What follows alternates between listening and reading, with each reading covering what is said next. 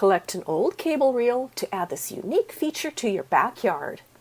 Since the cable reel was mildewed, I did a light pressure wash just to remove the gungy look.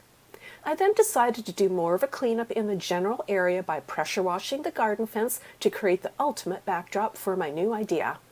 After the cable reel was completely dry, I sanded the top using a low grit sandpaper to remove any of the remaining stains. I then treated the reel with a clear water-based weather protectant that didn't add any tone to the wood. The product was painted on with a brush, then allowed to dry. An old gate was positioned behind the cable reel. A metal rake head, rusty garden tools, and some garden orbs and a little herb sign were hung along the top of the gate since I don't mind if they weather further. Another old rake head was screwed on the side of the cable reel using a pipe clamp. I then threaded some twine through some hand garden tools, then hung them up on the rake so they would be better protected from the weather. Reaching for some root-bound herbs I had on hand, I removed a few and transplanted them into terracotta pots. The size of the reel table was perfect for this task and cleaned up easily thanks to the added protection on the wood. I then positioned an oversized pot beside the reel and filled it with a container of soil, covering it with a wood round. A collection of clay pots was placed along the bottom of the reel that acted like a covered shelf. Next up, the garden bed beside the reel needed some work, so I cut a fresh curvy edge with a half-moon edger, fluffed up the soil, then transplanted some herbs I had just received from a generous neighbor. A milking container was filled with water, then positioned with some rocks and wood nearby so wildlife would have easier access to it. Using a small container with fresh water makes frequent dumping and refilling easy to help keep mosquitoes at bay. And now I have the most charming cable reel potting bench in the land. Themed with herbs, it gives this little garden area charm and whimsy, plus a handy table to set things on and actually use. If you're debating on planting some herbs this summer, consider a few slightly larger tin cans from your recycle bin, with a twist. I am choosing to add this feature to a garden bed that is in need of a fresh look, so I removed all the rusty junk off the garden fence to prepare the space for my new idea. It's a good idea to choose a slightly shady spot so the cans don't dry out quite as quickly. Since every tin can came from coffee with colorful labels that happened to chime in perfectly with my flowers and cold frame in my flower bed, I decided to embrace the labels as is for a true upcycled vibe. All the tin cans are being flipped upside down.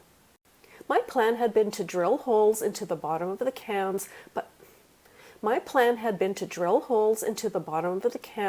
but after the bit slipped, I remembered I should make a dent in the cans first with a hammer and nail. That just ended up being easier, so I punched holes in the bottoms of the tins with a thick number 10 nail and hammer. I then placed the back side of each tin on a piece of scrap wood, then hammered in a nail hole I will use to hang the cans from. Next up, I gathered a bunch of rocks from my yard, then poured them inside the cans until the bottoms were well covered. This will help with drainage. To prepare the herbs, I am cutting the plant label away from the compost pot, then removing the pot bottom while loosening the roots a little.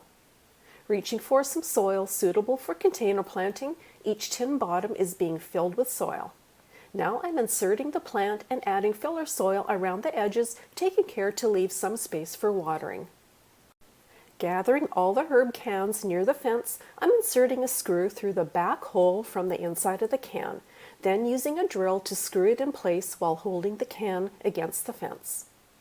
I'm hanging each can, rotating size and color so the arrangement looks well thought out. Now that all the cans are hung, I'm selecting a gentle spray to water each can until it's well soaked, checking the drain holes to make sure they function well. And since the labels match the blue and green cans, I'm deciding to embrace them as is as well. To further personalize the area, I'm stenciling a small garden sign to theme up the space.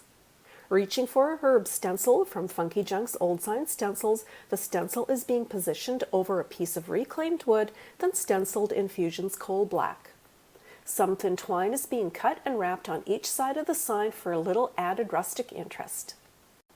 And the end result is a super sweet herb garden wall that smells as good as it is cheerful in appearance. I love the dance of the vibrant colors of the can labels. It's unexpected while adding so much interest to this little garden area. You'll want to be on the lookout for an old vintage window when you see how charming and helpful this garden idea turned out. Heading to my storage shed, I'm selecting 8 cedar planks that measure longer than both the window width and depth. I'm now placing 4 boards around the window to determine the finished box size I'm about to build. I'm measuring the width of the window from left to right and the depth from front to back according to the angle chosen. Since my planks are smaller, I'm stacking 2 for each of the 4 sides. So I'm cutting 4 longer width planks and 4 shorter depth planks. To join the planks to the support boards, I'm stacking 2 planks, then positioning a support board on the left and right side underneath, then attaching with screws. Now that the box is built, I'm positioning it in the desired flower bed location. Reaching for 2 heavy-duty old gate hinges, I'm positioning them onto the window frame along the top back, then pre-drilling holes into each hinge hole before attaching with screws. Now I'm positioning the window on top of the box. Using the 2x4 to hold the window in place, I'm attaching the hinges to the fence with screws. And I am left with a super cool and useful cold frame that looks as good as it works. This will be the ultimate spot to protect and help a few tender plants get a head start. With an added hook and chain, I can also position the window at any height.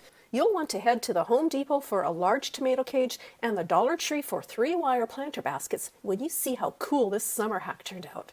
Now I'm preparing all 3 wire baskets to fit inside the tomato cage at the bottom and the 2 upper rings. The very top wires of the tomato cage can be cut off, however I'm going for something a little more decorative. I'm pinching wire cutters around the base of the top wire, then gently bending the wire towards the floor. Now I'm moving the bent wire to the left, slipping it into the next section of the cage, then tucking the end in so it stays in place. To get a full-grown look right away, I am using 3 hanging flower baskets and removing their basket hooks. The basket of flowers is being placed into a wire basket with the clips attached. Then I'm positioning them both on top of a tall, slim stool. I'm using a plant pot to raise the level of the flower basket so it reaches the 3rd ring, then clipping the wire basket to the cage. Next, I'm picking up the tomato cage and gently placing it over top of the bottom flower basket with a gentle rotation so the flowers don't break. I'm placing a wire basket into the top of the tomato cage, then using zip ties to attach them together. Now I'm placing flowers in the very top basket to complete the look, which results in a gorgeous, full-grown looking 3-tiered flower stand, offering loads of height and a fabulous punch of color. I just love how the black tomato cage and the flower baskets offset the vivid red and green, making quite an eye-catching display. While this flower stand looks right at home beside my garden shed, I love that you have the ability to display it anywhere you wish.